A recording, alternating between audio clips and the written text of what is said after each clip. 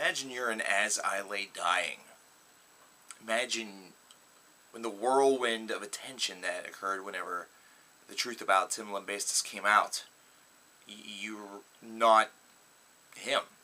You're one of the other members of the band. You're just kind of sitting there wondering about your future. Not only about your musical future, because that's something that can easily change, but perhaps reputation, perhaps a lot of different things. How do you really cope with that, and how do you really move on? Well, the rest of the band decided to move on. They decided to experiment with a new singer, with Shane Blay of Oh Sleeper. But they no longer wanted to give the band perhaps the As I Lay Dying stigma. The stigma that would come with it based around all of the negativity that has kind of surfaced based around their famous frontman. So instead they go with the name Wovenwar. Now, Wovenwar's debut album, which was just released, is 56 minutes in length and covers 15 tracks, which for a debut album is relatively ambitious. But whenever you realize that all of the members of this group are part of two established, acts, one in the metal department and the other in probably a metalcore slash more of a hard rock or just straight heavy metal context, then you definitely can understand that a project with this level of ambition is certainly not all of that surprising. It's instead one that seems oddly calculated, one that definitely feels natural. The combination at times feels a little bit unnatural, but you actually recognize a lot of different things based around this project. You recognize that underneath all of As I Lay Dying's hardened metalcore exterior was a side that, musically speaking at least, on a musical level, definitely has a pantheon of softness to it. A true discovery of sorts that really has a tight-knit embrace with melody and with contextual songwriting. And whenever you consider Oh Sleeper, and whenever you consider Shane Blay's vocals, which is something that has been relatively consistent, you notice that his clean voice also has a lot to offer. Now, this is something that maybe you wouldn't necessarily hear on a hard rock radio station, though. Maybe you have. Maybe you will. But it is something that definitely paints a strangely exquisite picture, something that's definitely worthy of discussion. This album's 15 tracks have a bit of a similar flavor to them as you continue your way through this album. This is certainly not one that you're necessarily going to feel as though diversity is going to overwhelm you. But it is one that the little diversity that is shown, and really the surprise of some of what you've gotten, maybe the combined efforts of these two bands didn't exactly result with Wovenwar sounding as you thought. That's the surprise that's actually the nicest. It's the fact that they were able to truly invent something new of themselves with this band, as opposed to just taking the best aspects of their former acts and combining it together in the traditional supergroup idea. Hey, it worked for Kill or Be Killed, but they also had 4 different styles to go off of. 2 is a little bit more obvious, and in reality, whenever you combine the two, can sometimes seem a little bit more hokey than, say, 4. Especially whenever you consider the diversity of the Kill or Be Killed cycle. Wovenwar's 15 tracks feels very ambitious, but each of them read very quickly. So at 56 seconds in length with 15 tracks, you're banking on about 4 minutes a track, perhaps a little less. Because of this, these are short-winded songs that don't necessarily take all of the air out of the sails, really based around any sort of strange musical turns that are taking. A song like Prophets, which appears later in the disc, that starts with an acoustic introduction and then, launches into some very soft vocals, some very, beautiful vocals. One that is very, very akin more to the clean side, is certainly one that showcases kind of where this band could go and really how they could diversify even further.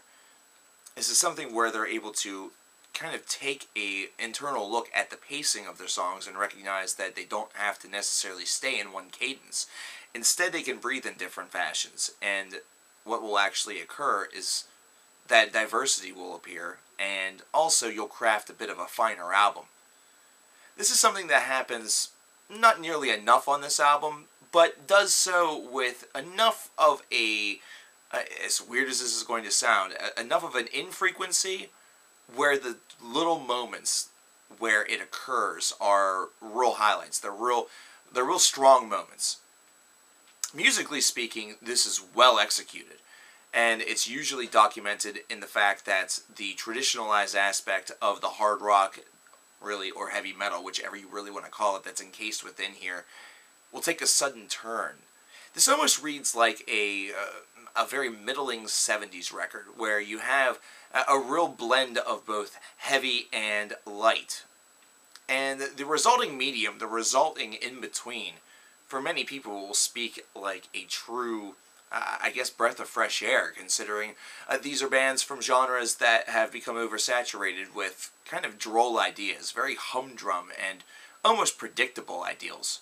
So to hear something that has a little bit more of a classic flavor text to it, either that or something that has a little bit more of a strange tone to it, one that doesn't have that similar tone to it as everything else, will make this album really shine forth for a lot of fans of these genres. It will really illuminate itself as something truly unique, and fans of either band will, of course, flock to this disc based around who's in it. And it will definitely be a project that will illuminate itself based around that idea alone. But whenever you combine the musical element with the vocal element, it's a nice task. It's instead one that really kind of comes forward as a surprise. The clean vocals that you hear from song to song are actually very strongly delivered, and there's a lot of passion behind this. This is really music that seems to have an inner message to it, and it's no surprise considering Shane and Oh Sleeper have openly admitted at times to have a bit of a Christian background to it. And with all of the, assumption about As I Lay Dying, it's no surprise that this was kind of almost a match made in heaven.